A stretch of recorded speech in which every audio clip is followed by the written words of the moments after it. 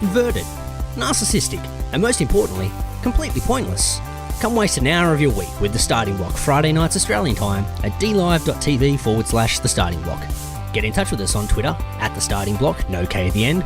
Also, subscribe to the show on Apple Podcasts or iTunes by searching for The Starting Block, all one word, or on Podbean at startingblock.podbean.com. Join the blockheads, tuning in their millions, right around the world.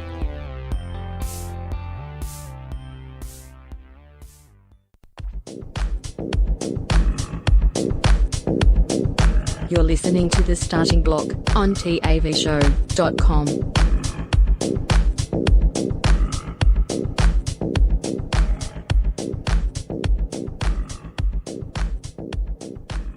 The following program is recommended for mature individuals and may contain material unsuitable for morons, cretins, and dishwipes.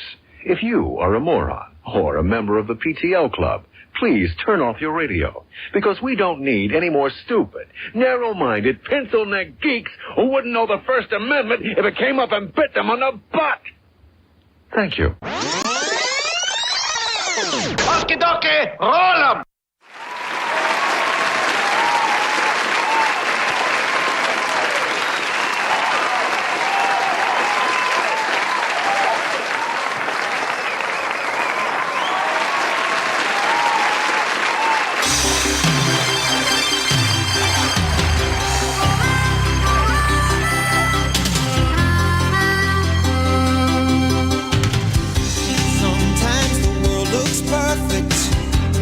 Nothing to rearrange.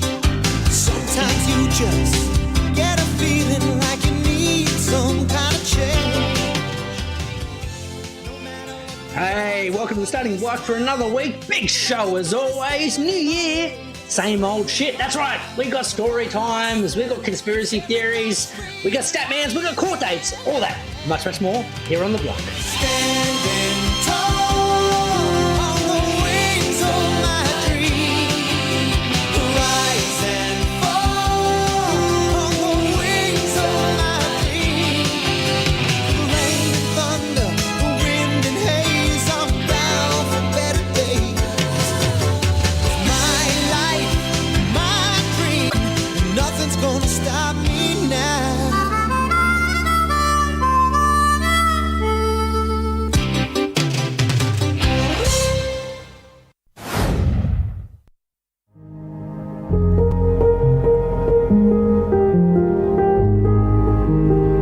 It's Greeno here from The Starting Block. On behalf of the block, we just wanted to let you all know that we're all in this together. Well, except if you have coronavirus, then stay the fuck away. But in every other situation, we're in it together.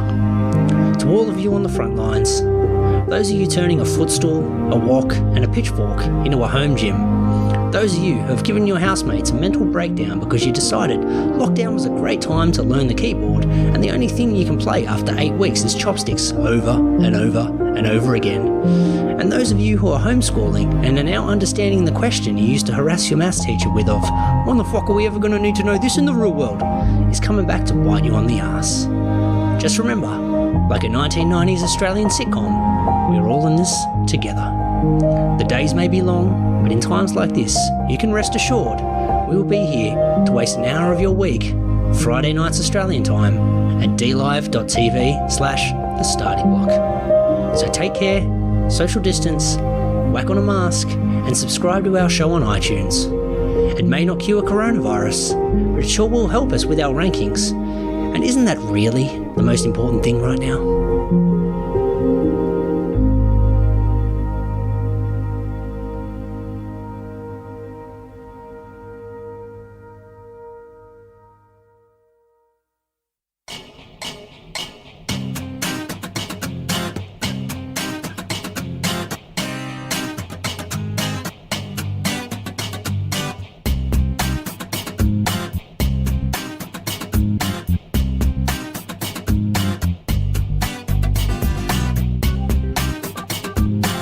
Public Radio's loss is TAVshow.com's game. You're listening to The Starting Block. Hey, welcome to The Starting Block for another week. We've got myself, Greeno, and I'm joined by a man who's just double checking the details of his visa. My co-captain, Damo. How are we, sir? Very good, Greeno. Good evening to you. Good evening to the boys and girls out there on board listenership. As always, Greeno, the blockheads in their fucking millions, tuning in around the world. Around the world. Except for Novak Djokovic, though. Except for Novak. What's Novak doing now? Is he in an offshore detention camp? Let's hope so. I'm looking forward to Novak spending the next 7 or 8 years while they're trying to process his application to get into the country. Doing hard labour. Doing hard labour on some little island somewhere out in the Pacific. Yeah, got to keep out those boats, Damo, including the ones that Novak's on. Yeah. Novak's Greeno. I think, that someone mentioned that on Twitter the other day. And now since I've been alerted to that, now I can't stop thinking about it. Novak's. Maybe this is all just a stunt. That was the rankings, number 1, Kimmy. Who said that's right. Yeah, it was too. Yep. Sure was. Damo, Christmas, we've had a couple of weeks off. News has happened since we've been gone. We need a since we've been gone soundbite. Yeah, okay. All right. Well, give me a chance to settle in here. I mean, we just got back. It's been 2 weeks. Yeah. I love dead air. There we go. Got there in the end, didn't we? There we go. Nice one. Give yourself a nice Gary. Thank you, sir. Getting back into the swing. I know where that one is. Mate. Yeah, that one's on speed dial. Yes, it is. For some reason, we keep on opening the show with fucking sad celebrity news. But since we've been gone, sad news last week where word came out. Barry White passed away at 91. Yeah. Siren seems to be the hardest one. Now, that's not Barry White, though. That's Elton John. Who is not Barry White. But he'll be dead soon, too, I think, probably. Good enough. 99 years young, unfortunately, Barry just missed out on the ton. So close. And much love, Barry White. A lot of people really loved him, so it was a shame, to lose him. But 99 is pretty good for Barry. It's pretty good innings. Yeah, like I say, he would have been disappointed, though, to not be able to get those triple figures. Yep. To get bowled out there in the late 90s. But, can I say that he's doing karaoke versions of his own songs in heaven, Greeno? Let's hope so. Hope so. I think he'd be running the karaoke event personally today. You reckon he'd be the MC? Yeah. I think so. He'd be like, up next, we've got Elvis going to do a bit of Blue Suede Shoes for all the boys down there. Yeah. Not quite deep enough for Barry, though, is it? Not quite. I think I've got to work on my Barry White. Yeah, I know. Impression. So it was very sad news. Obviously, the whole world was talking about it, Green. There was no mistaking it, really. I mean, everyone knew that Barry White passed away. 100%. It was front page news all around the world. Exactly. Much beloved figure. Like, you're not going to fuck that up, are you? No, definitely. You're going to make sure you get that right. Yeah, so we're going to be paying tribute to Barry tonight. Because throughout the course of the show, definitely some Barry White tributes to farewell the legend, to farewell the great man. Yeah. With that said, Damo, a couple other things that have popped up since we've been gone. Yep. You want it again? Okay. Yeah, let's do it again. You paused for a fraction of a second, so I assume that was you saying press the fucking button. So press the button. That's correct. A couple of muted words of the week I've got to throw out there that have popped up since we've been gone.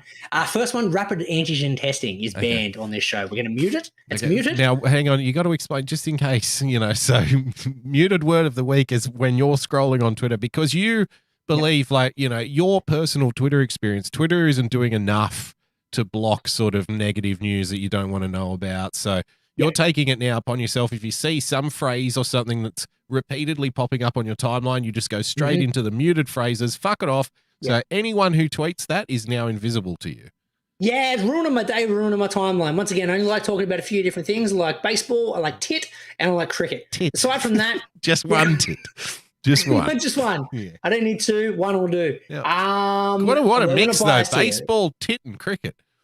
And cricket, and then some 80s films. If you talk about those 4 topics, we're happy days, right? But and then footy season, we'll talk footy.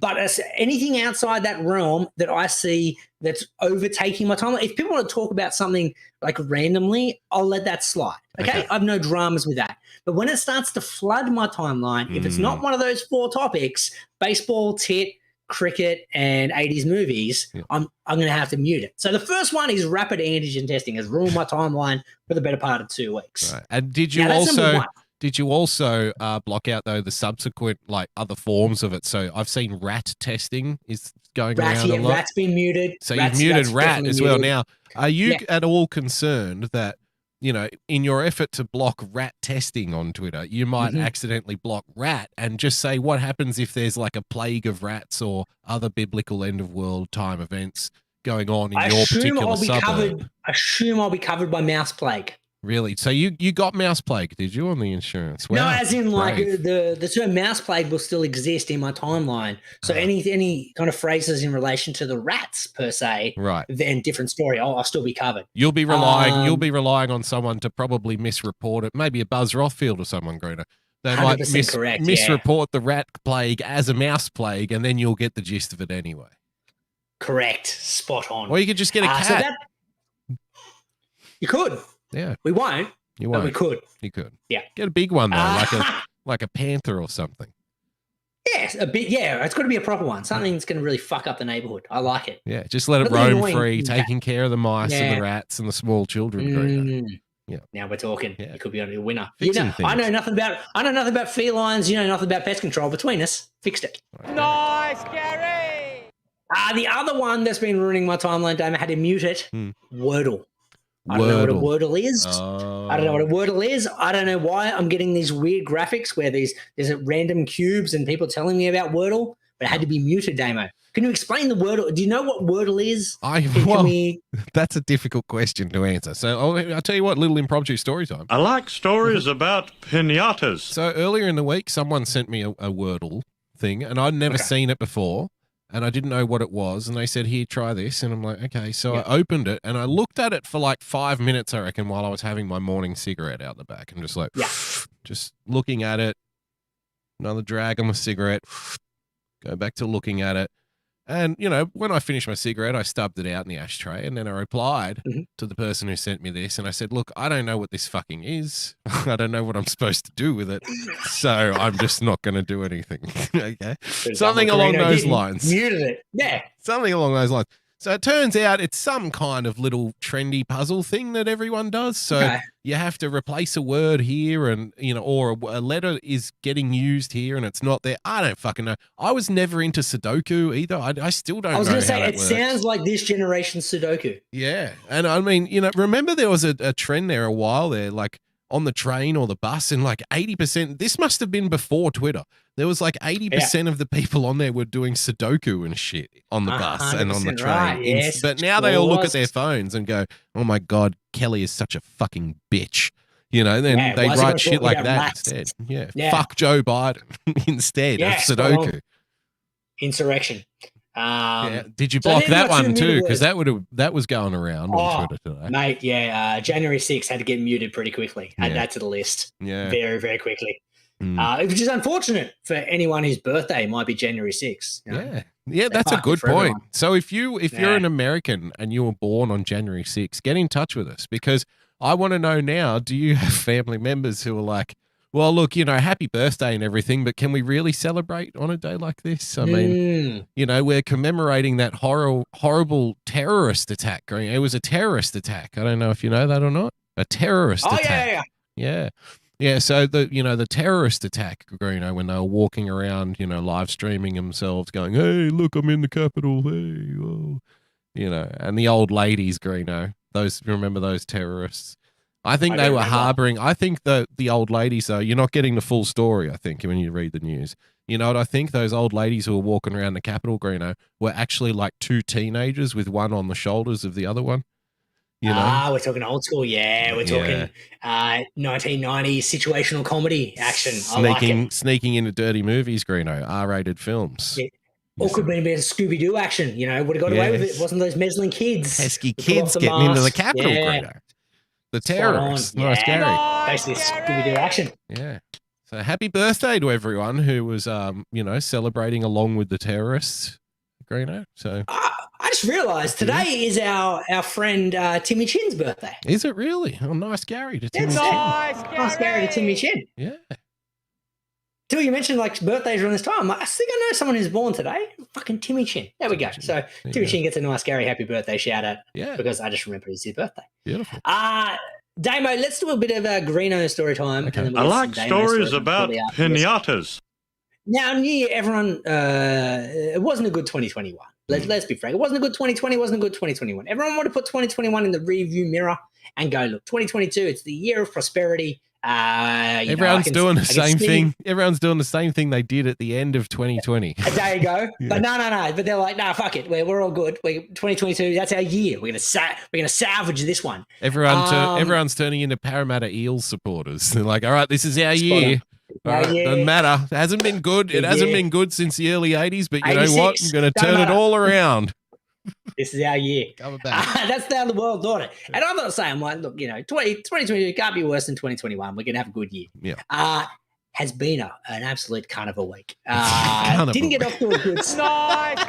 So this is your 2022 story. This is my introduction to 2022. All right, a preview, 2022 previews, ladies and day gentlemen. one. If this is what the year holds, just fucking shoot me now. So day one, before the sun had even set, I think I've managed to break my finger.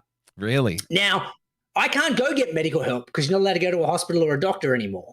Unless you go take a bunch of different fucking COVID tests that you can't get into anyway. That's right. You're not allowed to go to the doctor or the hospital or anymore unless you are perhaps suspected of having COVID. Yeah, but you can't get a test to confirm you got the COVID. That's right. So you can't go to the doctor's surgery until you get said test. Yeah. But you can't go to the test because there's no test to get. Right. So it's an interesting dynamic. And if there's no suspicion of you having COVID at all whatsoever, you're not allowed to go. But if you are suspected of having COVID, they will come and collect you and put you in a poncho and wheel you into the hospital straight away. You're straight in, Greeno.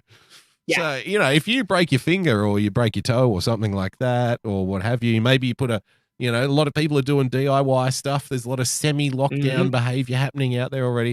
If you just put like a staple gun through your hand or, just some kind of accident, fall off your ladder, you're better off telling them that you think you have COVID than you just fell off the ladder. Yeah, exactly. Spot on. Exactly. Fantastic. So interesting. So the thing is, normally what they're trying to do with the doctors is they're trying to do virtual consults. Right. Now, how are you going to scan my finger to determine it's broken virtually is beyond me. Just stick your time. Excuse me, sir. If you could just stick your finger in the USB port of your laptop. Okay. Well, I'm just getting reading it, and then the doctor's looking at you down the camera, making beeping noises. Beep beep beep beep beep beep. Nah, you're fine, mate. Okay. Yeah, we got the sniffles. You got a sniffle? You better come in. Excuse me, doctor. How could you possibly get any kind of result from me sticking my finger in the USB port? Excuse me. Are you attacking science? Are you attacking me? I know what I'm doing here. I am an expert. How dare you? Professional. 2 weeks lockdown for you. Yeah. Sort of. So finger may be broken. Can't tell. It's in a great deal of pain. Still a week later. So that's how it started. That's kind of middle of the day. Now, in the lead up to New Year's, my wife, who works in aged care, her facility had a COVID situation, which meant they went into a hard lockdown. Now I didn't think your wife was that old, Greeno.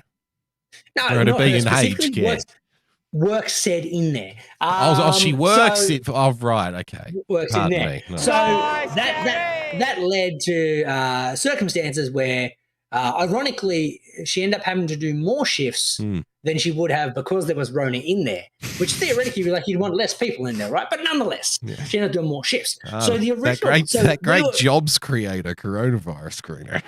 Oh, mate, get people paid and laid out. Money to be made on the Rona. It's big business. It is. So you could have got in on the business too if you hadn't have blocked out rapid antigen testing on Twitter. You would have made $1 million by now. Yeah. We should have thought about this earlier. We need to get a specific test. Would have been fine. Starting block branded home COVID testing kits. Can we get in on this racket? Can we have your face on a testing kit when you stick him up your nose? Little Greeno on the end of it. No. So what we'd have is you'd have 2 options. You stick it in there, and if you don't have the Rona, it pops up the boogie silhouette, right? Because you're all good. You're undercover, but if you got the Rona, you got the green man popping up. Yeah. And you're like, better toddle yourself off to hospital. Yep. Well, you better just go straight home and then start sending your wife on errands to go and collect groceries and shit. Yeah. And more tests. And more tests. To be safe. Yeah. I've got to get the test. Starting block branded tests only, though. Exactly. Got to be those ones. Tests. Yeah.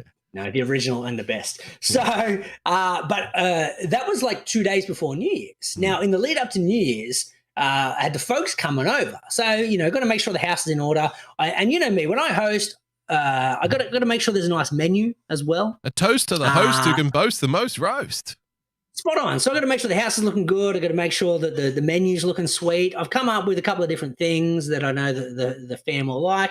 I'm like, all good, got that there. And I'm like, it's fine because my wife was meant to be off for that whole long weekend. Okay. So I'm like, okay, look, here's going to be her task. I've still got to work as well. Here's all my tasks. We'll be fine.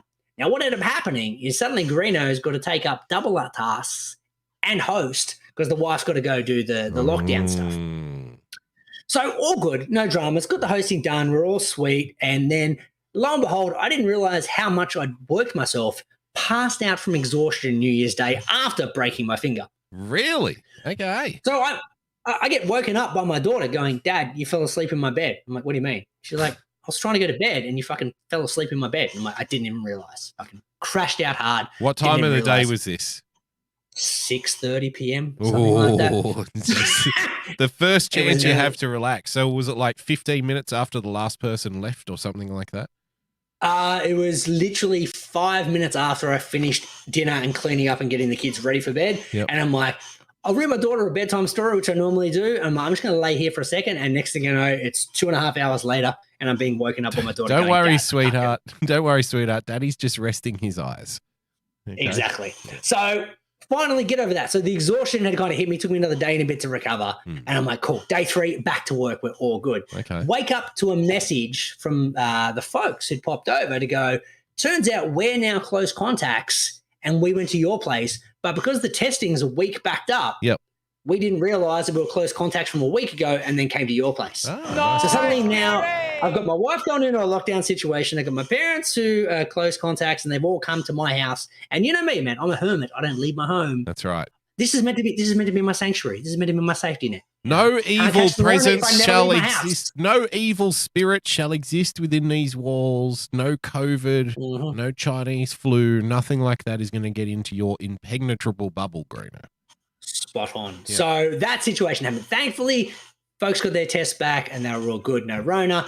We're happy days. So we've moved on, but we had that kind of situation where we're like, okay, well, there we go. We got now suddenly we got a close contact situation. Okay. So then on the back of that, my wife's car had to be due for a service. So I'm like, I'm going to book it in day 1 that they reopen because I figured it'd be less busy. They've just had a Christmas shutdown. We'll get in there. We'll get the car serviced. It was already kind of like 100K service. Got to make sure it's all sorted. Knew there was going to be a couple of things that need to be done. Get it in there. They're like, look, you need new brake pads. You need new rotors. Blah, blah, blah. 1,200. And I'm like, fuck. That's probably not too bad. That's not too bad. I can deal with that. It's a 100K service. I got to pay for a service. Got to get the rotors. Then I get a call because I'm like, oh, look, it's doing this other thing where it's like jolting a little bit when when my wife's driving it. Like it's not struggling to get in the gears in the auto. Okay. I'm like, look, it's probably just the spark plugs. We're sweet. Well, we're gonna do spark plugs anyway for the 100K service. Excellent. We're all good. Then I get a call. Brand new transmission. Hope you've got $8,000 lying around. Oh, fucking hell. Yes. So a new tranny, Greeno. New tranny. And then so I'm doing my research. Turns out the transmission is the most expensive thing bar the engine you can replace in a car. And I'm like, pretty much. This has been a cunt of a week. That is a shocking week. How old's the car? 9 years old. So turns out the particular transmissions for the car I've got have faults. They're kind of lousy. So what I'm hoping is I can, milk it warranty-wise and go, hey, man, it's fucking shitty transmission. They should be lasting longer than 9 years. Easily. Yeah. We'll see. Nonetheless. Yeah. Well, I just don't like your chances. I don't like your chances of them giving you anything. Giving you a fucking I don't like it either. Nice, Gary. I gotta go find $8,000 from somewhere. It's gonna be an interesting couple of weeks.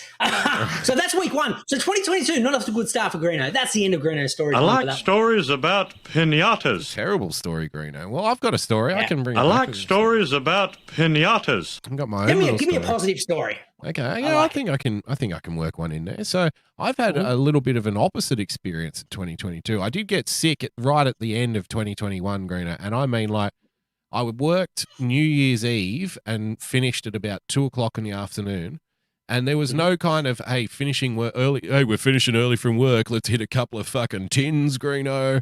You know, let's kick back and relax. Let's fucking smoke one. Let's do whatever. There was none of that. It was log off and like, all right, I'm going to bed. And then went to bed.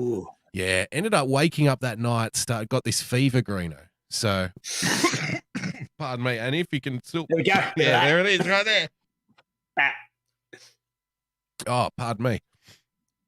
I'm back. Yeah. So, oh, no, look what we've done, Greeno. We've tempted fate here. Yeah, true. So, yeah.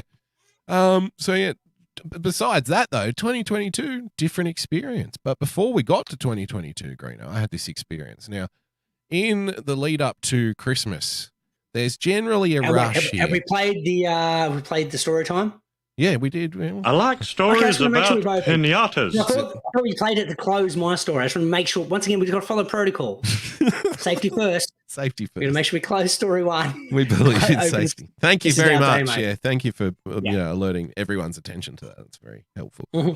So, in the lead up to Christmas, Greeno, when you're in Western Sydney, and I think probably a fair amount of other places around the country too, there's generally a dog-eat-dog kind of helter-skelter, savage, orgiastic pit of violence at every liquor store in the local area in the days leading up to Christmas and Boxing Day, because obviously you got 2 days back-to-back. Everyone needs to go and buy as much fucking grog as they can possibly stack in their cars, Greeno. And you got to prep for New Year's as well. Got to get in early. Absolutely.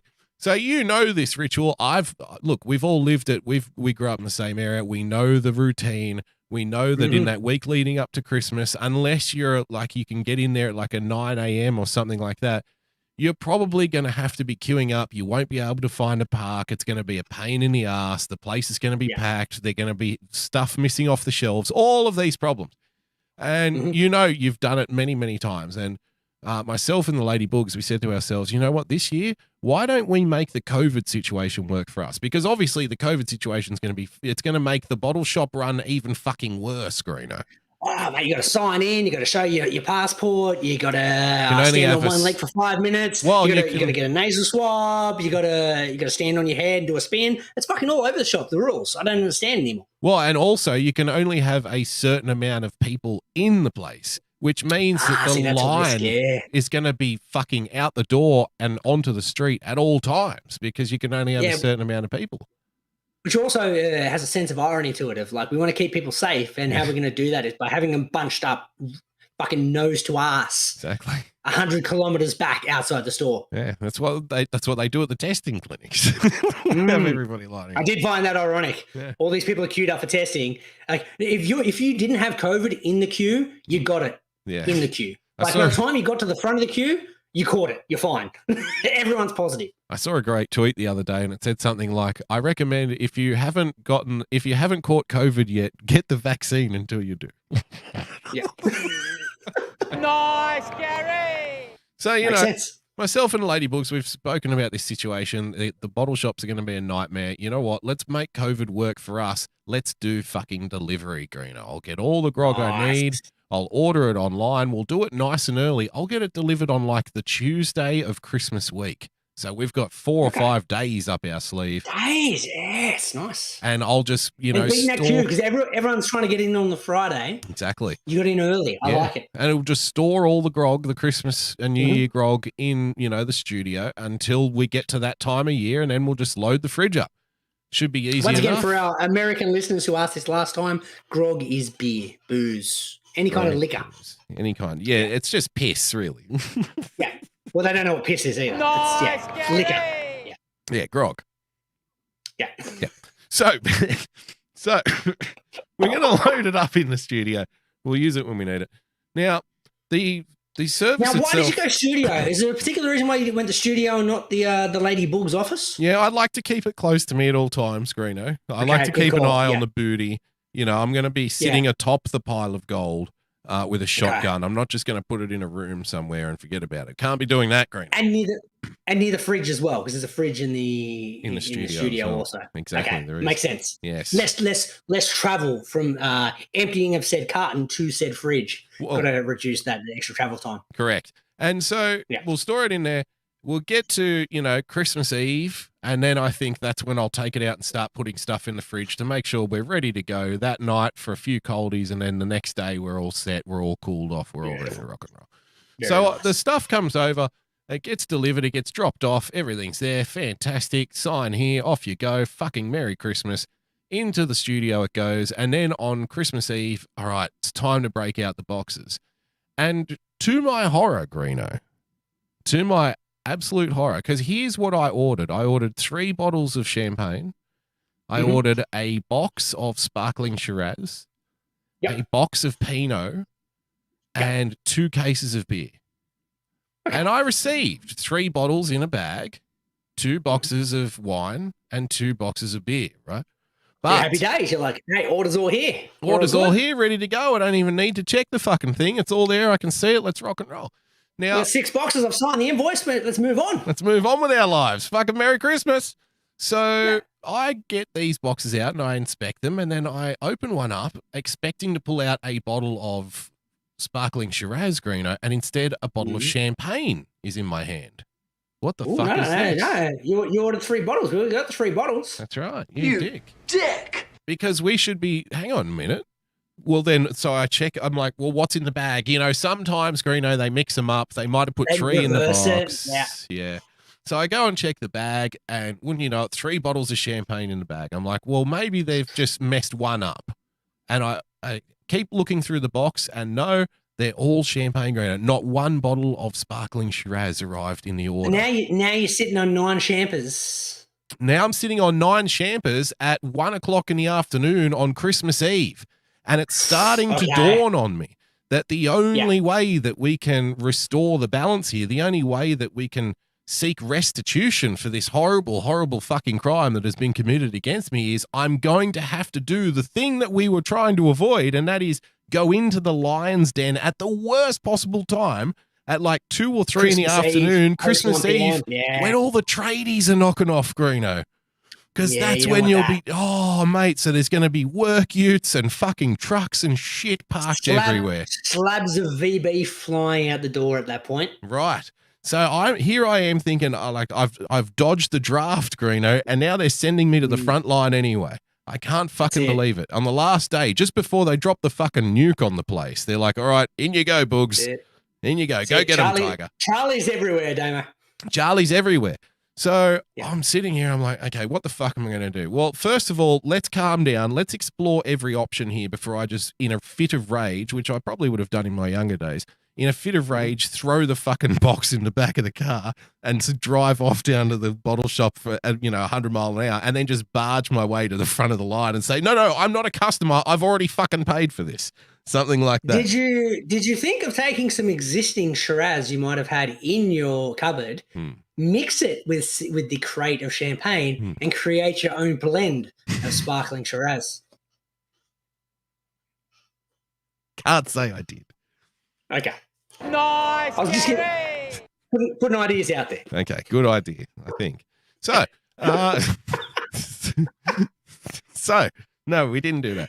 So anyway, I'm thinking I'm going to have to explore all these options. I'm not driving to the fucking place. I know what I'll do. You're driving. I'll call them up, Greeno. I'm sure this big company has got a fucking hotline or something. Phone. Someone's got to be on the dial. Christmas Eve. Someone's got to be working the phones, Greeno, down at this fucking place. There's got to be an overseas Indian call center fucking on the line. Anything. Well, wouldn't you know it? Nothing, Greeno. Not one thing. In fact, different. Time zones, India, different. Yeah. No. It had nothing to do with time zones, my friend. Even though you may suspect that. No. It's far worse than that. So you call the hotline and it says, hi, welcome to the such and such. Should I say the name of it? I shouldn't say the name. Nah, don't say the name. Why? Because they're so massive, they'll probably sue us into oblivion for this true story. Yeah. So anyway, No, Dan, no, this true story. This has a positive ending, so it's not a bad story. It ends up showing, we're not going to say the name though, because then it becomes advertising. Yeah. Because it becomes a positive story, and I don't want to give them positive publicity. Because fuck them, they ruined the order in the first place. Okay, so fuck them. They ruined the order in the first place. We're not going to mention who they are, but it's the big one. Yeah. Okay. Yeah. It's the big one. So anyway, I call up, it rings, it goes through, and I get a voice. And you always have, an option where it's like, that's just what you get these days. It'll be like, hi, press 1 for this, press 2 if your order arrived and you weren't expecting it, press 3 if your order did not arrive at all. That's what I'm expecting. Instead, press 4 if you found a dead rat in your bottle of Shiraz. Usual stuff. Yeah. So that's what I'm expecting. Anyway, the phone gets picked up and a young lady recording answers, and it says, hi, welcome for calling the such and such hotline. If you have an issue or something that needs to be resolved, go to the website. And then it hung up on me, Greeno. Nice. That's the Gary. greatest hotline Nice, ever. Gary. I can give him a nice Gary. So the purpose of the hotline is purely to direct you to the website. The website. Right. But normally it's the opposite. Normally you go to the website and it says, look, we can't help you. Give us a call. Give us a We'll call. help you out there. Yeah. They're doing it reverse. They're mixing shit up. I like it. This is why they're the market leader. Throwing a spanner in the works. So I go onto the website now. Call the number because they've already got you 59 cents at that point. It's like a sex hotline. When you call the hotline, you're paying for that shit. They get a little cut. And they're like, no, go on the website. And then they'll get some advertising dollars from the website. Because you go to the website, you're like, oh, they got this on special as well. Oh, while I'm here, might as well order, another box of sparkling Shiraz. And, if you call and hang up after 10 seconds, they'll still charge you for the whole minute. That's how those places work. Yeah, it's like $4.95 per minute, actually means if you're in there for 1 second. Round it up. Yeah. That's it. They take the whole minute off you. So I'm at this point, I'm pacing around the house and I'm starting to stress and I'm like, oh my fucking God. Because the other thing I'm thinking too is, Greeno, I'm going to go all the way down there and they're not going to have any of what I want left either because I ordered it on fucking Tuesday, right? Yeah, there might be none left. I was ahead of the curve, baby. I got in before when I knew the place was going to be well stocked. So you thought? Or so I thought. So I'm pacing around the house and I'm logged onto the website on my phone now and I'm looking for wherever I can find a fucking phone number that's going to work. And instead, the only option for, some kind of restitution in these events, Greeno, is to speak with somebody in one of those online chat rooms. The chats are good because you got a 15-year-old in India. Once again, it's all India, who's on about $1.80 an hour. Yep. And he does not give a fuck. He does not give a single fuck. So I get on there and it says, okay, thank you for joining the virtual chat. You are, Greeno, get this, you are 45 in the queue.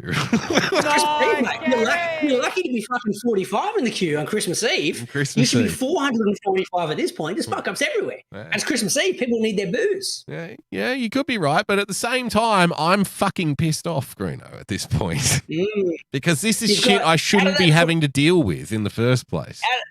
Out of that 45, how many you reckon were customers who were pissed off that they didn't get any phone sex when they called the number? I don't know. 12 maybe? 12 of the 45? Nice, Gary. Maybe 12. 12 might be pushing it a little. There's an idea for Dan Murphy's got to fix it. I know nothing about booze. You know nothing about customer service. Between us, we fixed it. If Dan Murphy's on that phone hotline got some like adult workers there to keep you occupied.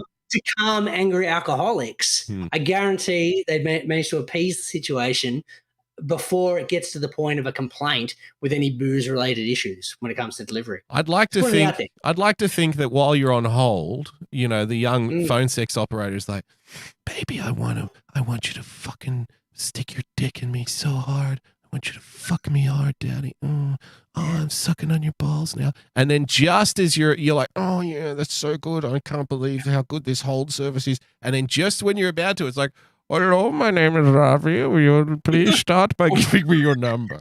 Nice, Gary. Give yourself a fucking nice Gary. You beat me to it. Well done, sir.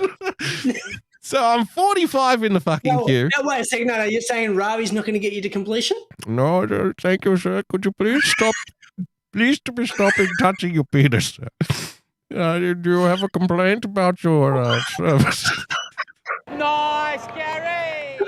Please, sir, if you could stop masturbating, please. So we can fix your problem, sir. So I'm 45 in the queue. Yeah. I'm not touching myself at this point, but it's getting there. And I'm slowly watching the numbers dwindle away. Now, at this point, Greeno, it becomes a bit of a game of cat and mouse. It's a bit of a game of chicken, you see, because I'm watching the clock getting later and later. And I know with every passing second, it's getting busier and busier at that bottle shop, right? It's Christmas Eve. You're already, it's okay though. You're in a good spot in the queue. Yes, but I'm also thinking, what the fuck is this guy going to do? I need to replace a carton of wine. How is he going to be able to do that from the other side of a fucking website on Christmas Eve? It's not going to happen. He's just going to send me to the store, right? Can I interject your story with a bit of personal customer service experience? Now, I used to work in retail on Christmas Eve every single year from the time I was 14 to the time I was probably 23, maybe, there or thereabouts. Now, that's a lot of years to be dealing with dickhead customers on Christmas. Now, what I've noticed is there's peak periods.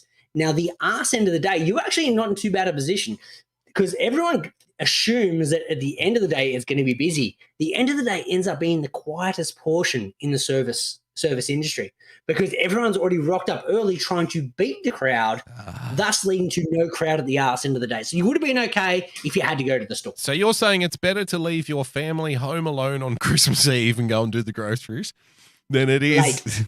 So go and do it around dinner time when everyone else is at home with their family. That's when you go out. Daddy, no, That's when I duck out. Yeah.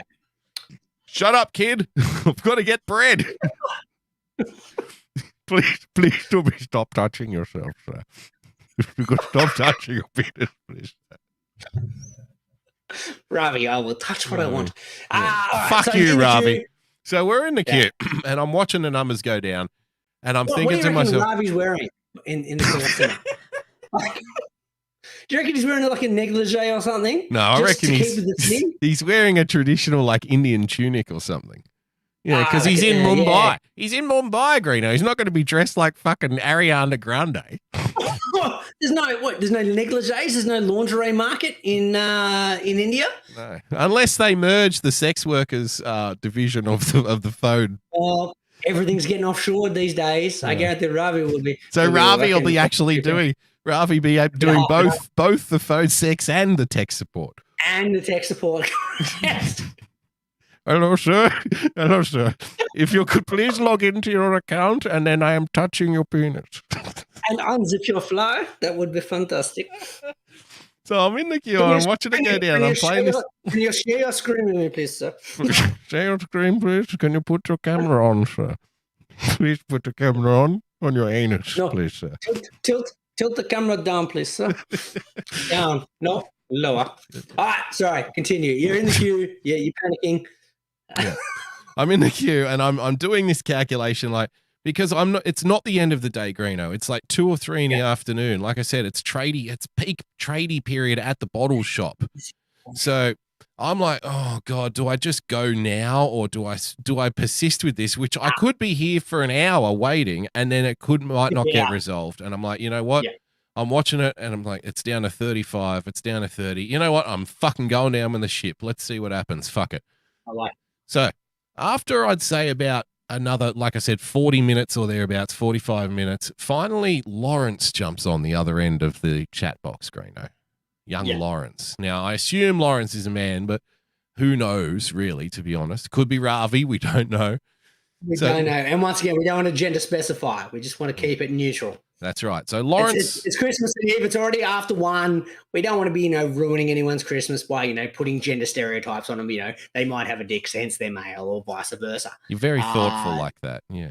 You got to be nice on Christmas, thinking of everyone, the charitable spirit. Mm. Even though said people would probably be an abomination in the eyes of God, apparently, Greeno. No, we don't think about that. We don't think about the the logic behind it. Merry Christmas. So I'm talking to Lawrence. So I'm talking to Lawrence, and I'm pretty pissed at this point. Lawrence jumps on, and he's like, "Hello, can I help you? What's the problem?" It's text form only, though. Of course, I'm not talking to Lawrence. Course, yeah. It's text form only, and I very quickly explain the situation. He asked me, do you have the invoice or whatever it is, the receipt number? Of course I do. I've got it loaded, or everything ready to go. He says, all right, give me a couple of minutes and I'll get back to you. And this is where I'm expecting the chat room to just freeze or shut down randomly. You know, that's what I'm expecting. It's like when you've been on hold for 45 minutes and you know that you're going to get accidentally, quote unquote, hung up on, and you'll have to go through the whole process again. Sorry, phone cut off there. Can't hear. Yeah. Exactly. So I'm expecting that kind of situation. Now, Lawrence comes back to me and he says, look, here's what we're going to do for you, Boogs. This is what I've sorted out. I have arranged for a box of sparkling Shiraz, which is what I ordered, which did not arrive. He said, look, I've arranged for one of these to pop around there within the next 2 hours. Is that acceptable? Wow. Is that acceptable? Nice, Gary. Fucking oath it's acceptable. And I said, above the expectation, Lawrence. You're the man. Exactly. Oh, Lawrence is going above and beyond. Would you like me to touch my penis now, sir? Please. So, well, Lawrence. Well done, Lawrence. Let's celebrate Lawrence. And I said, look, that's perfect, because what I'll do is I'll give the box that you sent me to the courier when he gets here, and he can take it back to the store. And he replies to me, Greeno, get this. No, don't worry about that. He won't be taking anything back off you. You just hang on to that. Nice, Gary. One-way courier. Fucking nice, Gary. One-way courier. So once again, Not COVID's only- working for us, you see, because there can't be any exchange of goods here. He's only allowed to drop it off and leave. I can't give him anything in return. Yeah, exactly. So in 2022, all over that fucking Shiraz, you can't take that back. that's right. So I scored a free case of champagne out of it. I got hand delivered the case that was missing. All was well. Yeah. You know, and for in 2022, Greeno, to kick off 2022, everyone's getting fucked by COVID, but COVID scored me a nice free case of champagne, and that's my story. I like stories about pinatas. Thank you very much, COVID. The ultimate kick in the dick, though, is you were so sick on New Year's Eve that you couldn't actually drink any of the free champagne. Do you like your novelty comedy songs organic? Handmade with painstaking care, put into every note? Well, look no further than Irrational Times. Using only the finest instruments to create an experience that your ears will thank you for later, Irrational Times attempts to elevate the whimsy to a desirable level. New songs and sketches every week, so check it out.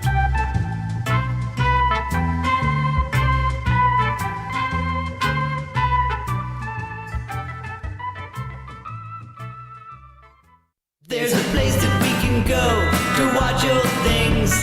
All the warm, fuzzy member berries it brings. It's a special little spot tucked away on D-Live. Enjoy the joy of Pessy.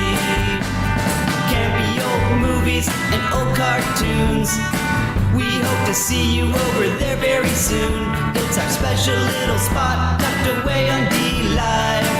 Enjoy the joy of Pessy. When we were kids and there wasn't any school, we'd sit and watch all the best cartoons, eating cereal until it was noon. We never thought that 30 years later it'd still be cool. Saturday night and cheesy movies, the ones that used to show us boobies. It's our special little spot tucked away on D-Live. Enjoy the joy of Pessy. Enjoy the joy of Pessy. Enjoy the joy of Pessy.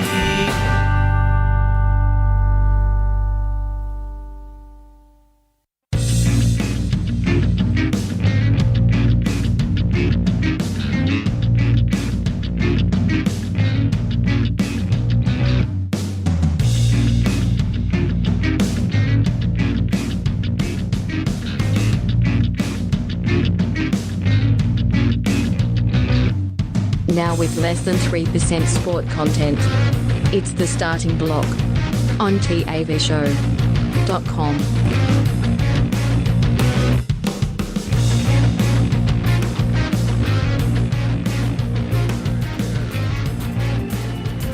You got yourself in trouble, he messed around, man.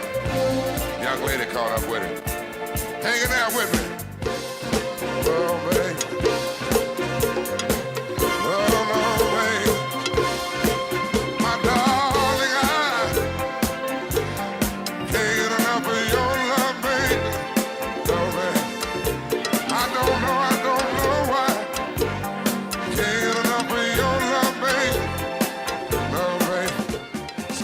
Yes, welcome back to the block, ladies and gentlemen, boys and girls, on this paying tribute to Barry White edition of the show. Farewell, Barry White. Rest in peace. Farewell, Barry. I mean, what Rest a in peace, what a 19 legend he young. was. Yeah.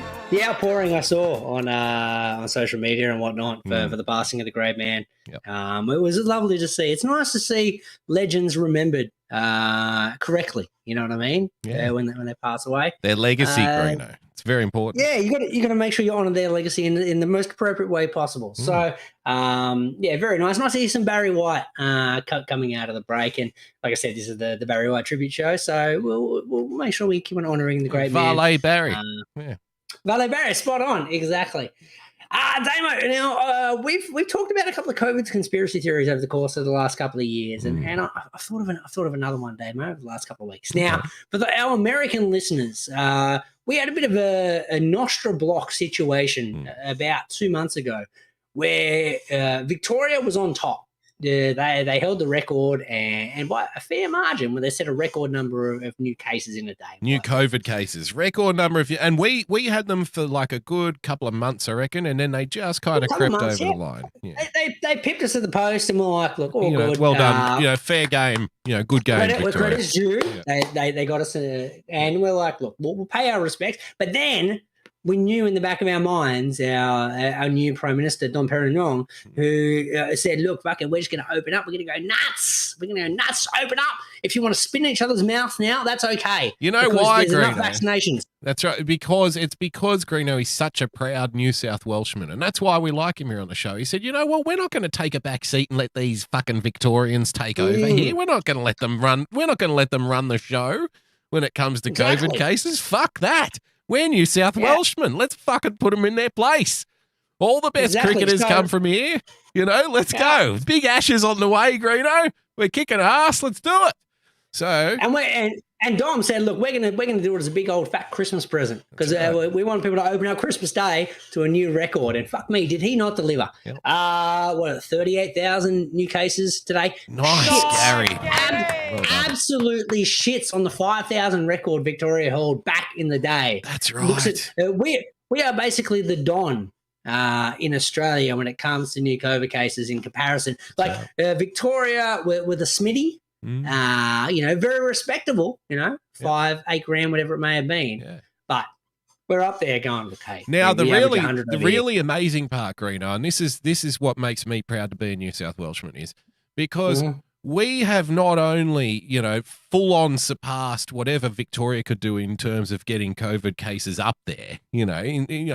We've multiplied their best score by 7 times. We're 7 times better and bigger. 7 times better. Yeah. We're smashing it. And what I like about it, Greeno, is we're doing it safely because despite the fact that our cases number is 7 times bigger, same amount of deaths, Greeno. Nice, Gary. Isn't that weird? A little bit disappointing, though. I would have liked to see those numbers go up. You want more deaths, do you? Okay. Well, if we're going to take one record, we might as well take them all, correct? Yeah, well, that's true. Yeah, all right. So can we start getting some of you lingering life lovers to kick the bucket, for fuck's sake? We've got to put the Victorians in their place, Greeno. Because it's kind of like, we've set the run scoring record for the year, but, we haven't got the individual highest score yet. That's true. You know what I mean? Got to get the fastest lap. Yeah, exactly. We want to make sure we're covering all bases because we don't want to get those pesky Victorians overtake us in any way, shape, or form. No. But it got me thinking COVID conspiracy, right? Okay. Because everyone's now at the point where you got to get your booster. You got to get the booster. Go out, get a booster. Get Christmas, fucking, what are you going to get people? You're going to get them a nice little, scented candle? Fuck it. Get them a booster. You're going to get them a starting block take-home rapid COVID test. Take-home. Spot on. What are you going to do? So, but I was like, oh, hang on a sec. Hang on. There's not enough of the boosters anymore because people are going to get the booster and they're like, sorry, we're short again. Sorry, we forgot to order enough. So my conspiracy theory is the reason Dom Perignon has let COVID run rampant is because you're not allowed to get the vaccine if you've had COVID in the last 6 months. Right. He's just preemptively planned for the lack of boosters, knowing that, hang on, if we have, 800,000 people who have had the Rona in the last 6 months, that's 800,000 boosters we don't need to provide anymore. Nice, Gary. Thinking business.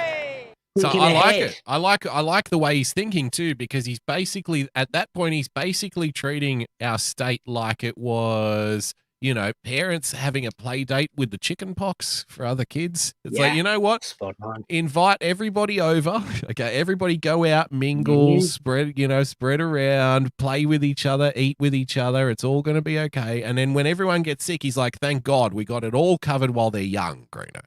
Mm-hmm. And because the old people are already dead. Nice, Gary. Yeah. So we don't have to worry about them, do we? Exactly. Yeah. Now that's one aspect. Now that got me thinking about boosters, right, Damo? We're gonna boost up. Now, the worst part for me about boosters is the fact that now I have to hear everyone on social media talking about the fact they've got their fucking booster. Booster pride, Greeno. Booster life. Listen, it was like the original vax. Everyone's like, oh, fucking hey, here it is, I've got it, blah, blah, blah. I don't need to fucking hear about it. Go get it done. It's fine. Go nuts.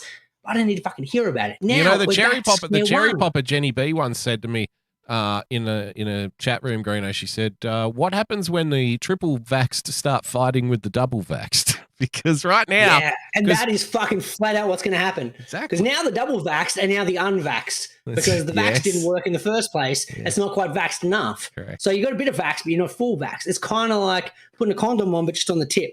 Yeah. Like I'll just put it on the tip and I'll just insert it slightly. And hopefully that's enough. You're not fully recovering it. It's only just partially on the shaft. One of my favorite things to do is when somebody starts talking about how they're fully vaxxed or whatever, I ask them, define fully vaxxed.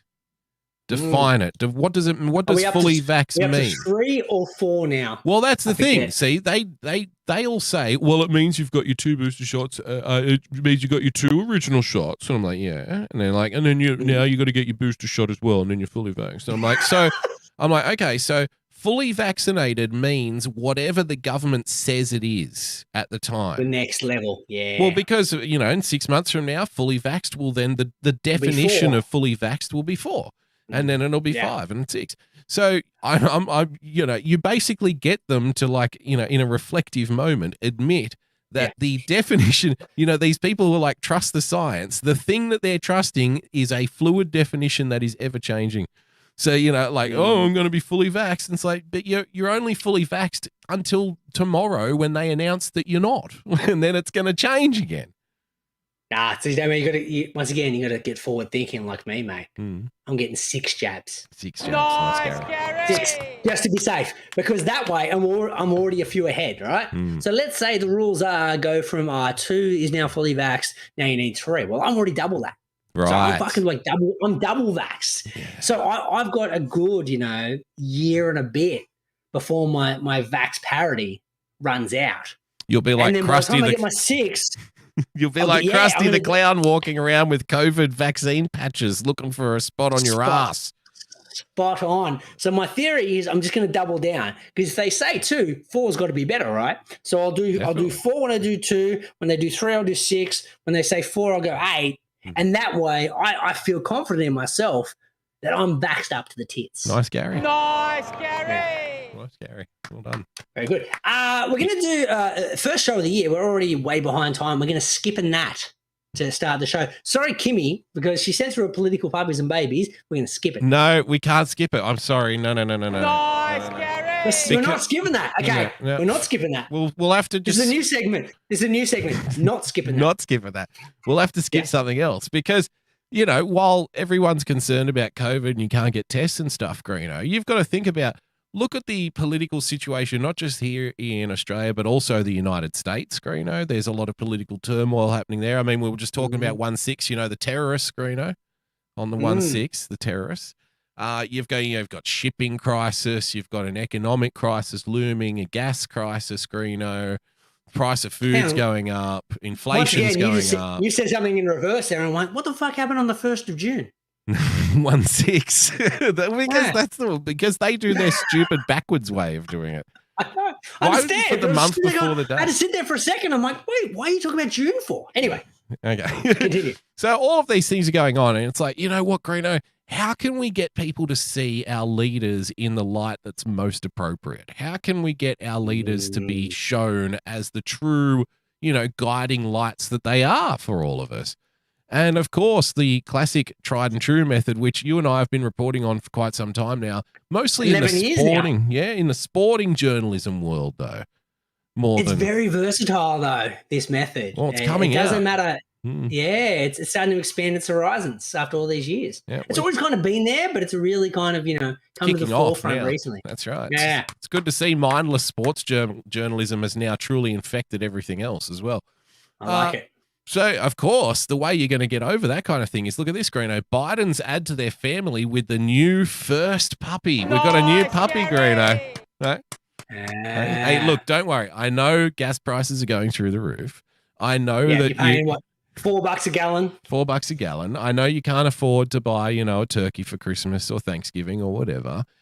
You'll probably lose your job because of COVID.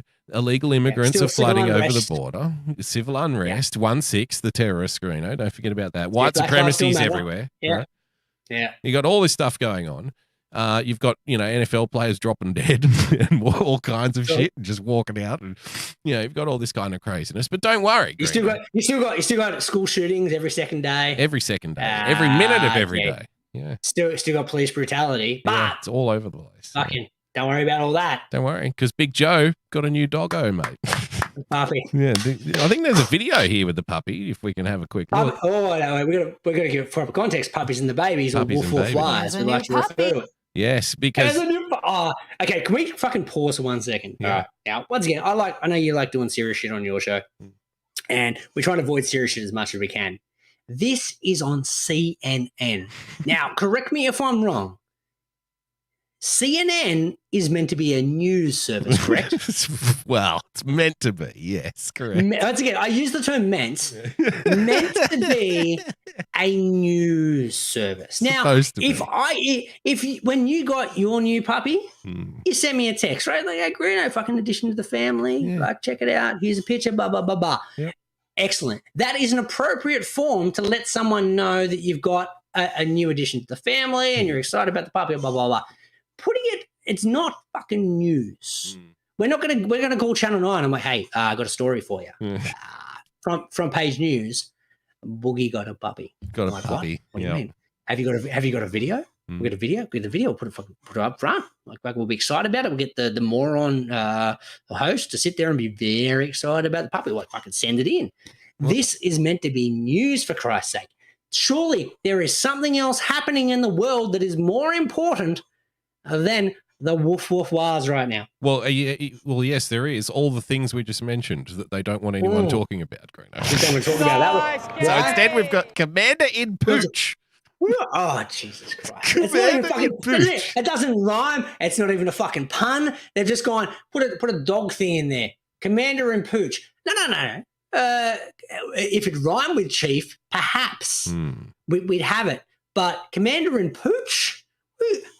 Fire that guy. Whoever wrote that byline, sack him. Sack him now. Get rid of him. Well, let's see if they redeem themselves with the video, Greeno. In the Biden White House, the president tweeting this introduction to Commander. Hey, pal. How you doing? How are you? Looks very natural, doesn't it, Greeno? Oh, yeah. That doesn't look like they took 7 takes. Oh, yep. Oh, Jesus. The purebred German Shepherd was a birthday gift for President Biden from his brother, and Commander was spotted playing on the South Lawn yesterday. The Biden's beloved German Shepherd Champ died in June at the age of 13. Their other German Shepherd... Yes, he died. This is the thing, because he's got form, this president, because the other one died, yes, it did, after it attacked a couple of people at the White House, Greeno, if you remember. Say, I thought maybe the passed away German Shepherd might have some information about pedophiles. Well, no, I'm thinking that the passed away German Shepherd who kept attacking people in the White House, maybe he became a problem, Greeno. Maybe he became something that had to be dealt with by people in suits and sunglasses. My question, because it was bad for business to have this dog running around. Biting people every second week. What knows information he had? So we've got to take the fucking dog out. We've got to get rid surely of it. There's outrage, had to be outrage from the American public. They couldn't get an American dog. Yes, German Shepherd, very Nazi-like, Greeno. Nice, Gary. Exactly. Why'd they have to outsource? True. That's very true. Everyone knows, you know, the Nazis used German Shepherds, Greeno. I don't know if you know that or not. 100% they did. I mean, he's basically flaunting Nazi Joe Biden. Nice, Gary. The Führer, Greeno. Shepherd and rescue.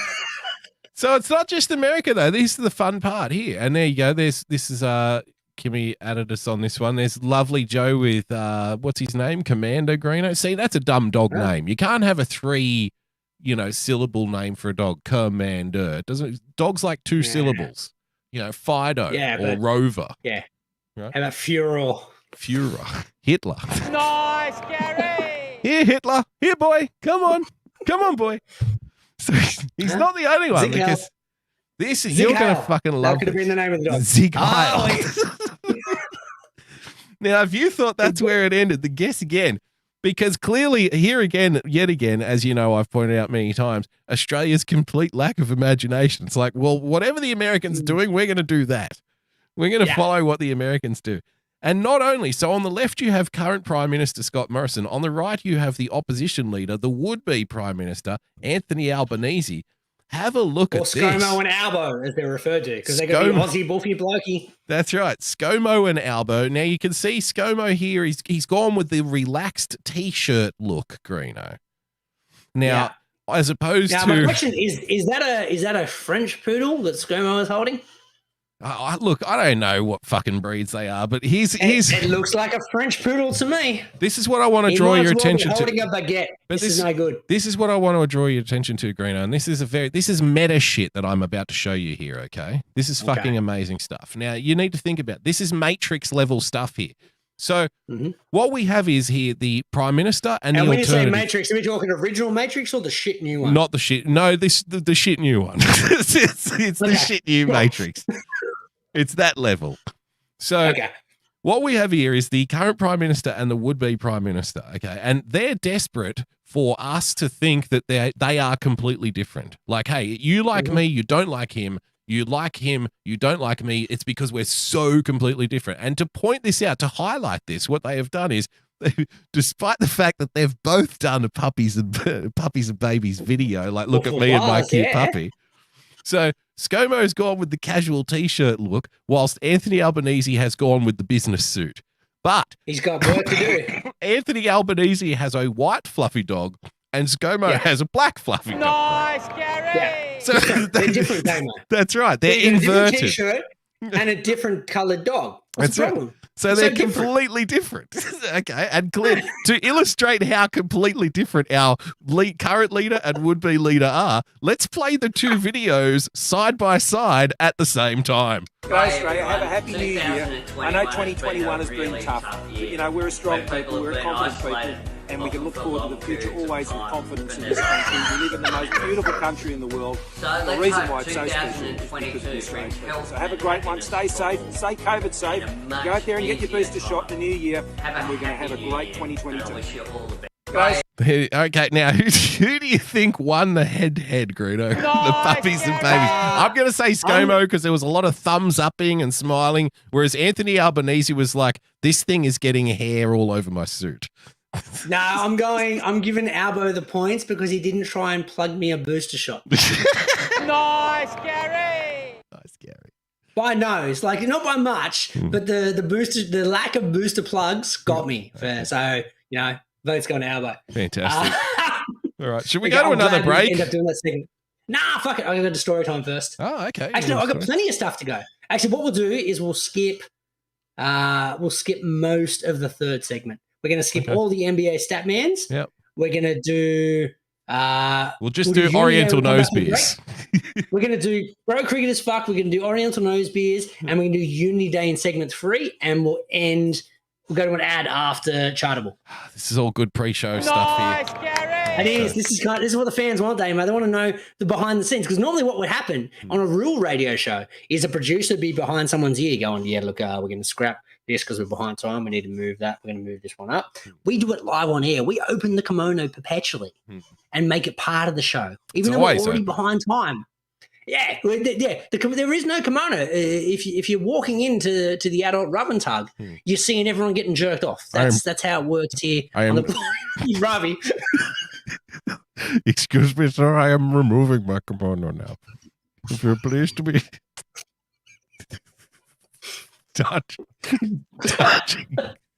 touching your penis, sir. Literally just had beer come out of my nose. Oh, Jesus. All right, so I don't know what the fuck we're doing now then. We're doing great story time. I like stories about pinatas. That story. So, week's been bad.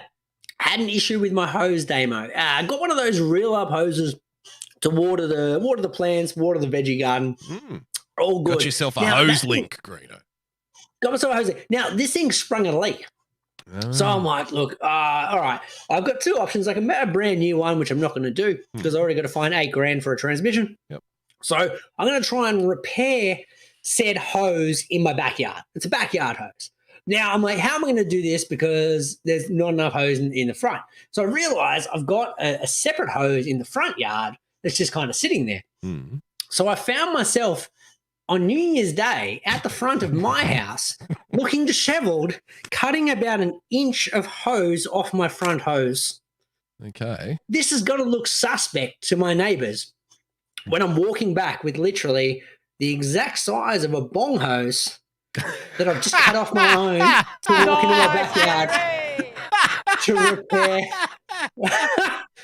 Here's me literally just hacking away and just getting an inch of pipe. That's all I needed. An inch of hose, we're all good. Yeah, because you should have made that the night before. That should have been made on New Year's Eve, the bong. But you shouldn't have to go out in the middle of the day and get the hose. Yeah. Well, obviously I needed a fresh one for New Year's Day. God, do you remember being a teenager and just slicing people's hoses off? Exactly. Well, if you wanted it. Well, I've intentionally left a hose out the front of my house. A decoy. For the kids to cut. Yeah. For the kids to cut. Because I'm like, look, I understand. We've all been fucking kids. Yep. If you want to cut it for your bong, go nuts. Just the shit ones out the front, cut away. Yeah, it's like a penny tray, Greeno. It's like, you're free 100%. To take yourself some bong hose, just leave enough for everyone else. Let's go. That's it. There's literally 5 meters of it. Go nuts, kids. Enjoy yourself. But it turns out I was the first one to hack the bong hose. Ah, right. Well, nice, Gary. Nice, there you go. Now everyone will see that example and they'll go, no, it is a bong hose. Look, someone's already been at it. Yeah. We saw the dude doing it out the front on his own house. Damo, let's do a quick step back in time before we get to the break.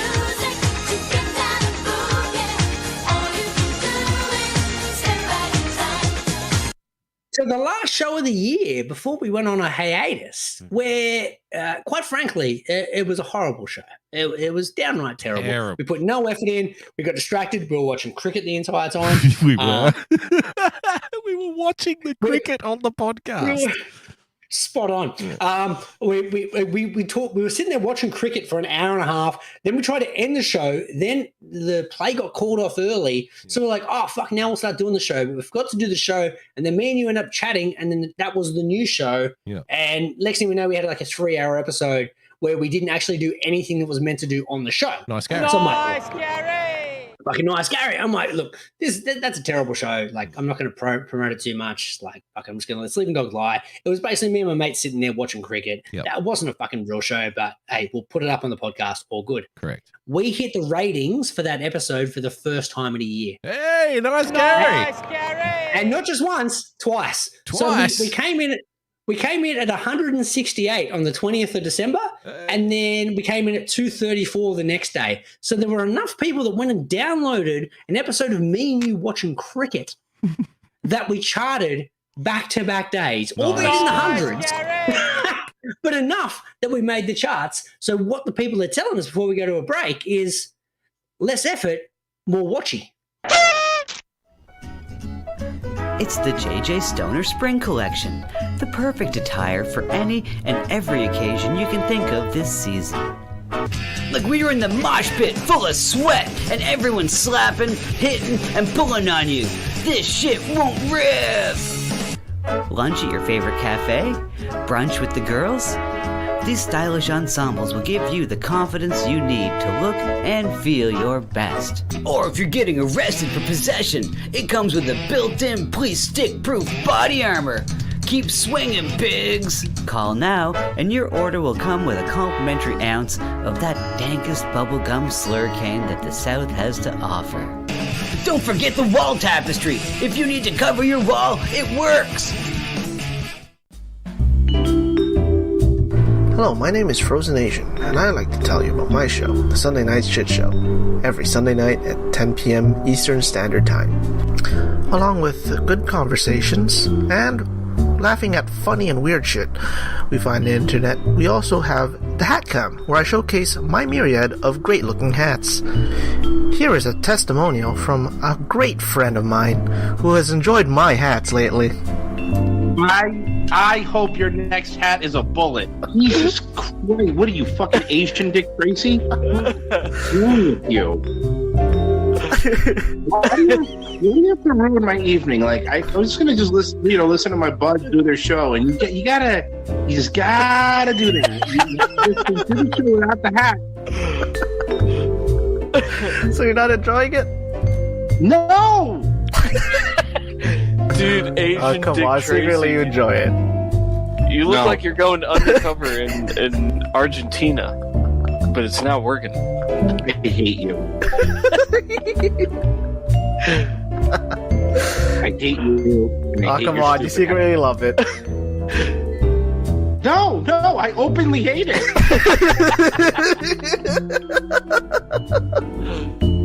And there you have it. So subscribe to the Sunday Night Shit Show at youtube.com/Sunday Night Shit Show. And hope to see you there on Sunday nights. Bye.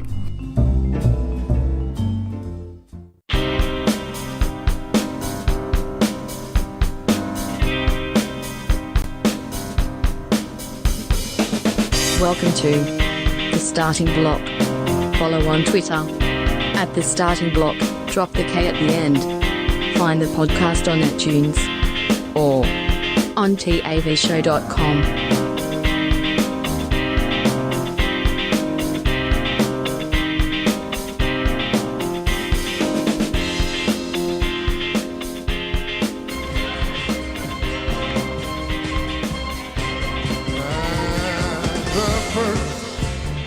My last, my everything. You're the answer to all of my dreams. You're my sun, my moon, my guiding star, my kind of wonderful. That's what you are. Back on the Barry White tribute show, ladies and gentlemen. In case you haven't heard the news, how could you not, really? Barry 99 White, years young. 99 years, passed away, unfortunately, while we were away, Greeno. So, very See, sad. it would have been nice to be able to do the live tribute to him on the day he passed, but we're trying to pay our respects and do it as professionally as we can. Yep. And you know what, Greeno? Barry White and the rest of the Golden Girls will live on through their music, I think. You'll find. Exactly, 100% right there, sir. And Nice, couldn't have said it Gary. better. Nice, Gary! Well done, Barry. Damo, Uni Day. Fuck, man, we're not far off. Yes. We're only 19 days away from Uni Day. And good news. During the Christmas break, Troy got in touch with me. He's like, boys, I apologize. Seriously, he's been a little bit busy. But he's like, look, I've been working on the shit in the back burner when it comes to roles, duties, responsibilities. Now, and look, I never had any doubts about Unity, Troy. I think, you kind of dragged me into this kind of Troy hate session, because you're like, Boogs, we need to kind of get the smoke up, Unity, Troy, because we haven't heard anything. He only works, he's employed. It's a 12-month contract because it takes 12 months of planning to put all this kind of thing together. And as our celebrity liaison, he has, he did get in touch with me a while ago, Greeno, and say, look, it's been difficult to kind of rub shoulders with the celebrities because he hasn't been able to sneak into the celebrity parties like he was able to before. See, Troy likes the personal touch. He doesn't like to do things over email or fax or, face to face with Troy. That's how he works. He likes to get, face to face, body to body, boob to boob, whatever it may be. Like, and handshake deals.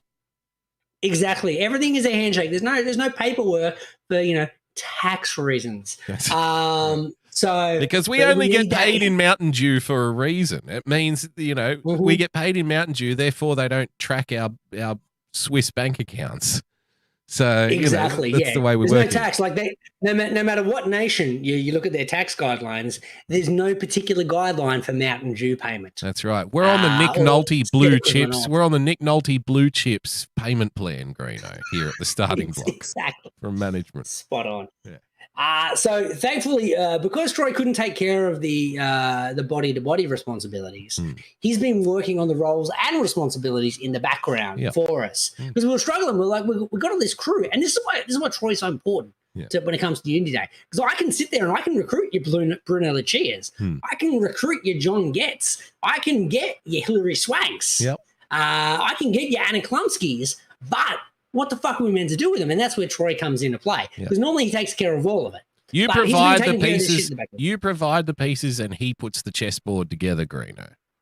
Exactly. He's got his pawn there. He's got his queen. He's got his rooks. He's ready to go.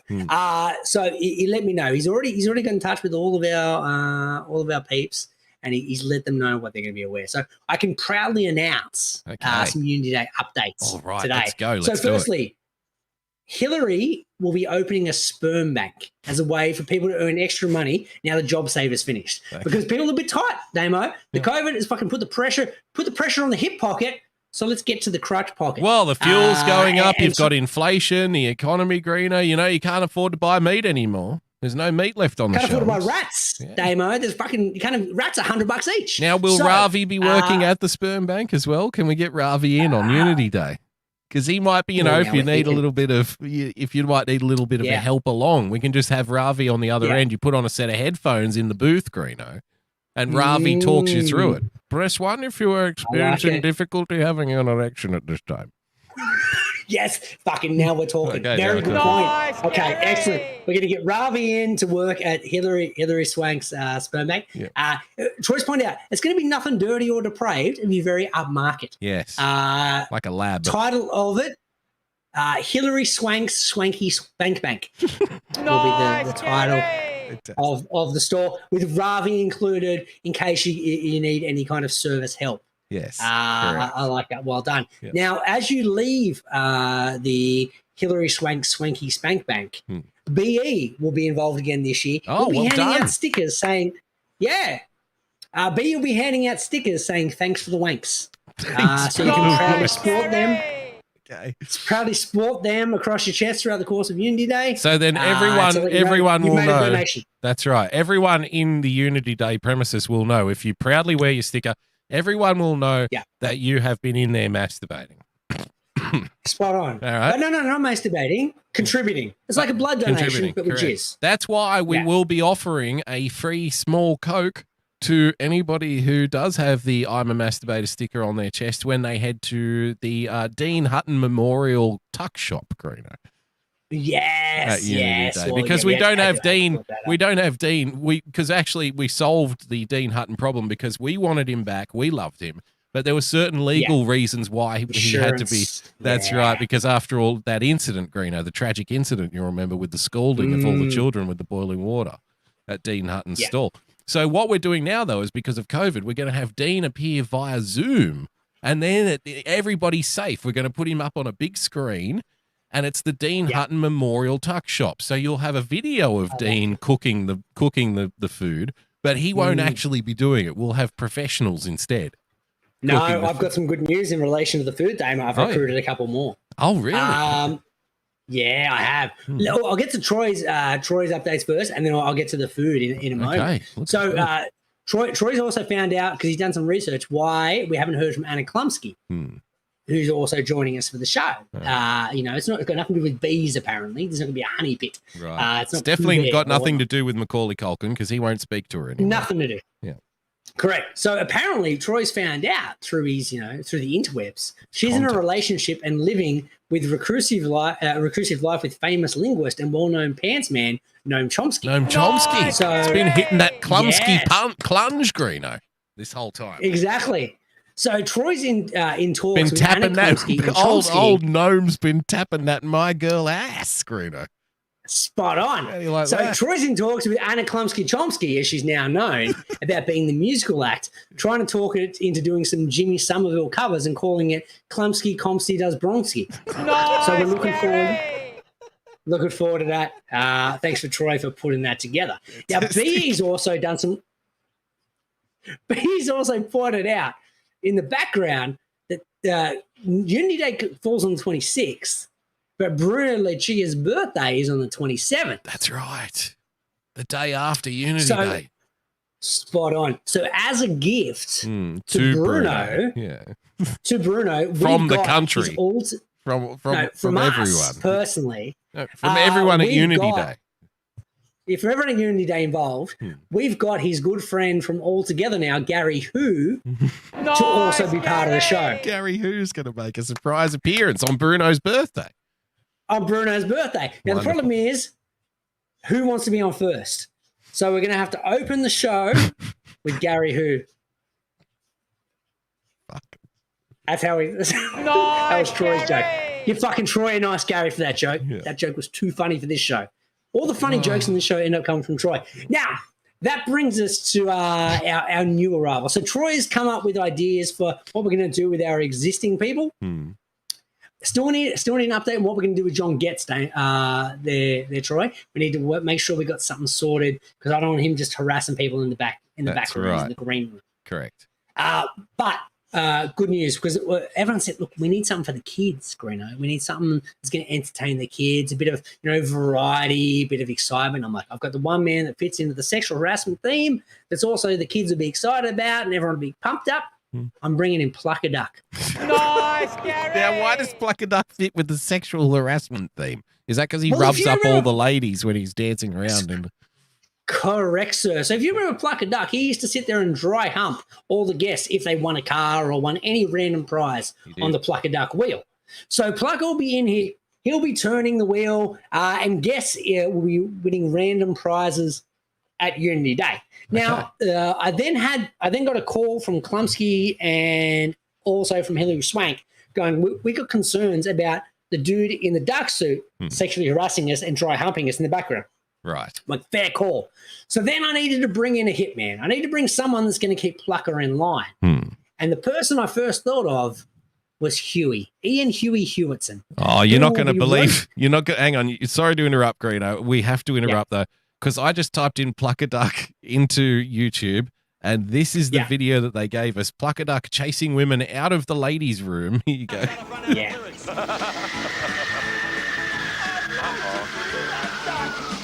Where is he?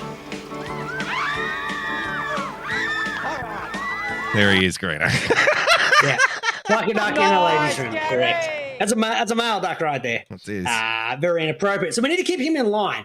So I figured the only way we can keep him in line is by bringing in Ian Huey Hewitson to be roasting chickens on a spit roast. Nice. As kind of like a warning for Plucker of like, hey man, if you step out of line, you're going to be on the spit. I don't So we've got know food if covered now. you put a spit roast in front of a sexual deviant, Greeno, that might be a red. Ooh. That might be like a red rag to a bull. Rag to a bull. Next thing you fair know, point. Plucker and Bruno Lucia might be spit roasting Ravi at Dean Hutton's Memorial Tuck Shop, Greeno, behind the counter. Exactly.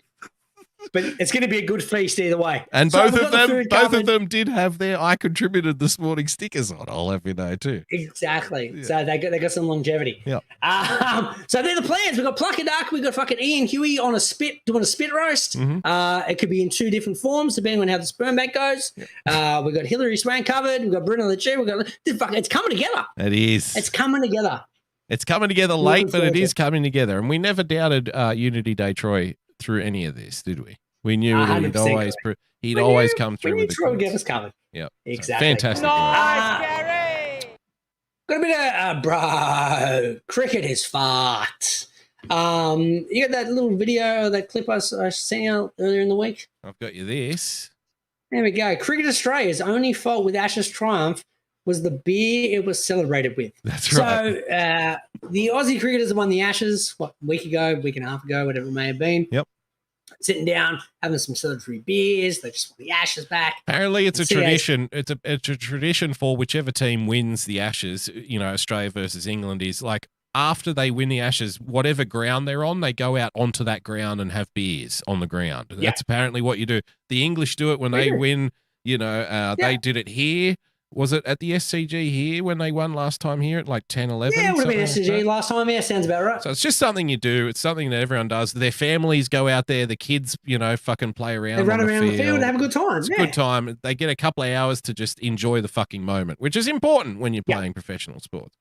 And Exactly. That's what it's meant to be about. Relax after the game, celebrate. You work hard all year, celebrate, chill, have a beer. That's what you think it's supposed to be about. But what it's really supposed to be about, apparently, Greeno, is product placement. Nice, Gary. Yeah, Sponsorship, because the guys were enjoying their beer after winning the Ashes against England, and they've now had a dog put up them, Greeno, because they were pictured drinking the wrong beer. Nice, Gary. They weren't drinking the sponsor beer, which I think is shitty VB, isn't it?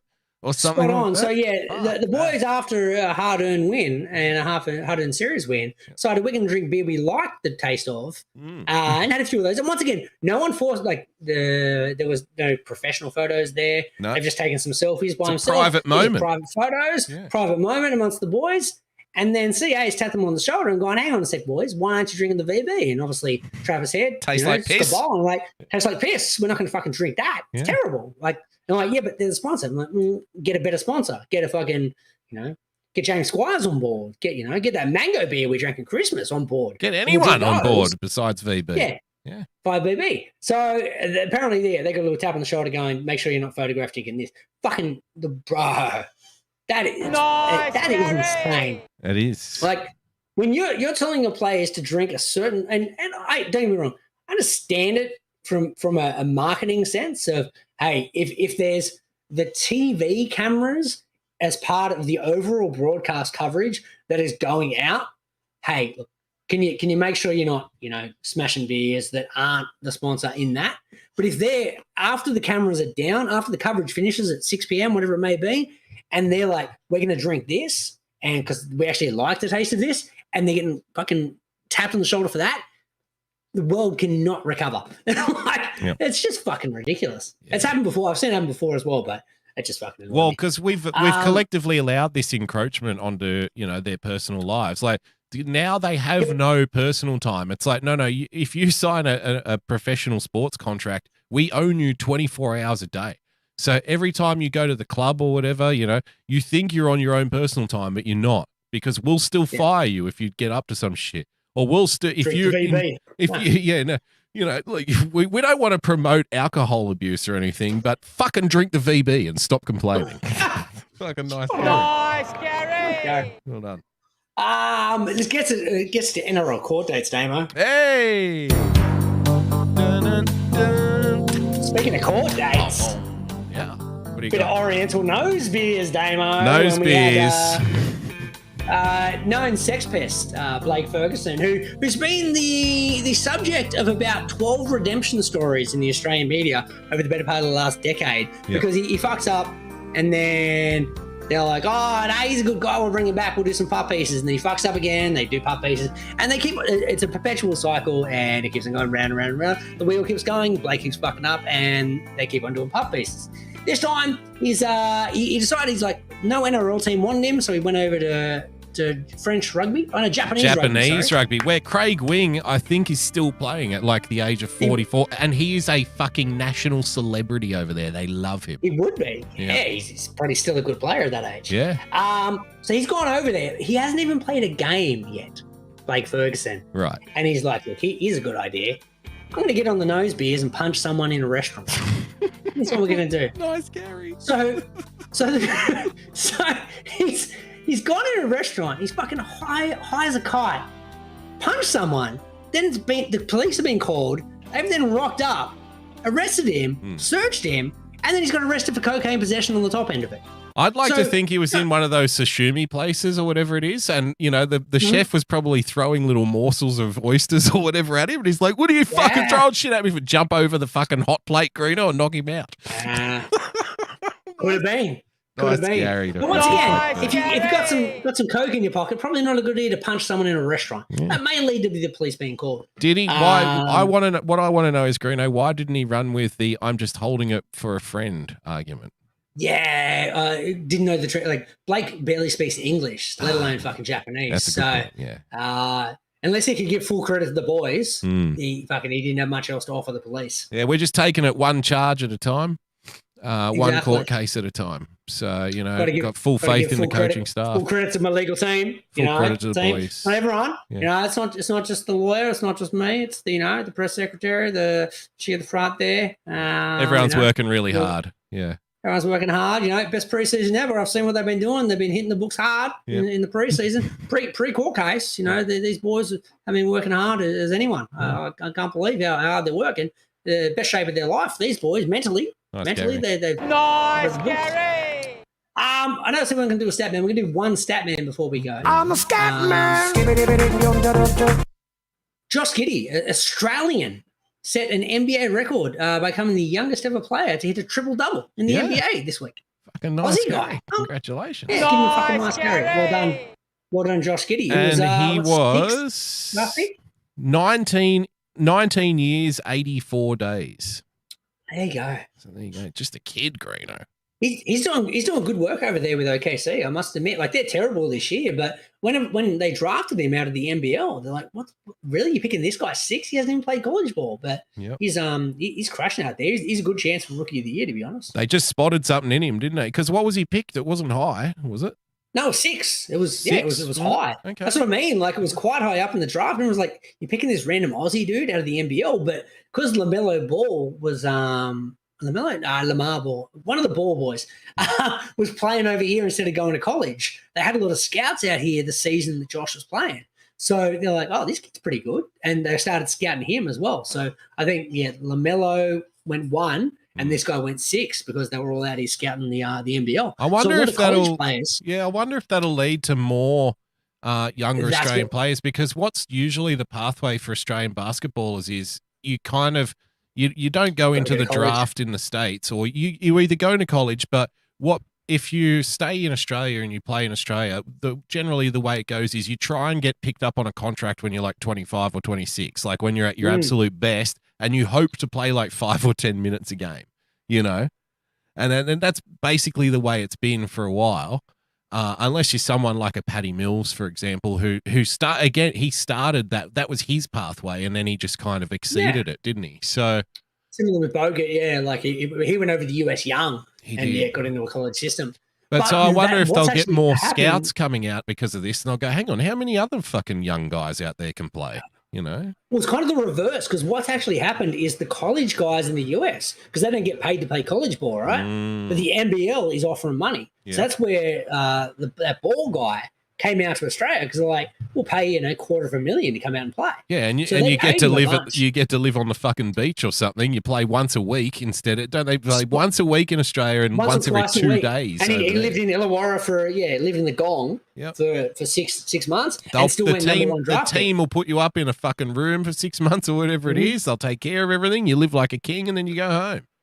Well, because what happened is Nike I think Nike kind of sponsored it as well, so they got money through that, and then it gave more exposure to the NBL. So then the college players were like, hang on, we can earn some money by going over there and still get drafted number 1. Yep. Fuck it, we might come to the NBL. So it's a good thing for both the young Aussies who are here, because they got the talent, but they're getting some bit more exposure if some of the college guys come over and play. So nice, Gary. That's stat man to end the show, because Aussie guys in an NBA record doesn't happen all that often. No, well done.